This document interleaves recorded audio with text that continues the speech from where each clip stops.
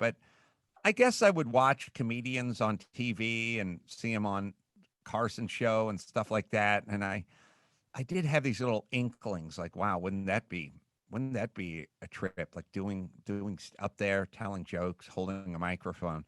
I had a couple of those fleeting thoughts. Around what age was that? What do you think?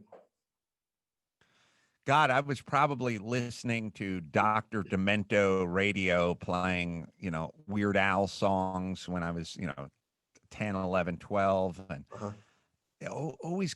always liking kind of jokes and pranks and funny songs, like songs. You think of your Weird Al type songs and stuff Uh-huh. like that. At some point, I must have been 11 or 12. I probably got a George Carlin album. Maybe I had two George Carlin albums, and I would listen to those. At I 12. wasn't.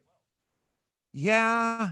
I was living at my mom's house. I was young. I could have been 12 or 13, but I was young, and so there was some attraction to it, even though I didn't really know what it was. Did you have it in your head at that young age that this was a possible career for you in the future, or you just did you just enjoy it? What did you think? I really just enjoyed it. I didn't have it as a possible career. I listened to talk radio and morning radio, and it was always sort of a fantasy, like, oh man, imagine that, a job where you talk. You know what I mean? That seemed like a dream job to me. But You were listening to talk. no, Adam, sorry to interrupt. You were listening to talk radio at age 12, you think? um, I say talk radio, and I hesitated a little because I wanted to be clear. I wasn't listening to like Rush Limbaugh political talk or whatever. I would listen to the morning drive time guy, Sure. talking fast and telling the jokes with the sound effects and that kind of stuff. And I wasn't 8, I was probably 11, but I I I remember hearing the jingles and kind of like repeating the jingles and that kind of stuff and being kind of attracted to it.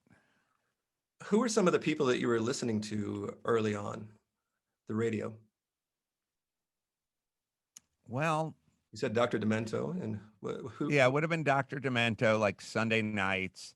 Um, Before, I'm trying to think, like when I was really young. I think there was a guy named Johnny Hall or something like that who was on out here. There was later on it became your sort of Mark and Brian's and Fraser Smith and these kinds of morning radio guys. But that was more, 14, 15, 16. And then after that, it became like talk radio, like interviews and psychologists and doctors, with their own sort of like afternoon talk shows and stuff like that. But I was always very attracted to talk radio. Yeah. When do you think that the first inkling came to you that maybe it's something that you could do one day? Radio. Yeah.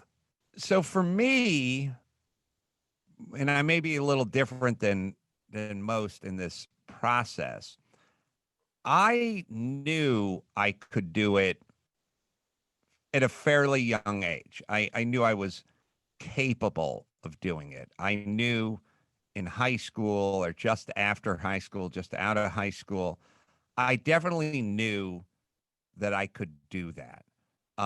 I did not, however, think I was ever going to get the opportunity to do it. So it's a little bit of a twist on, I didn't believe in myself or whatever.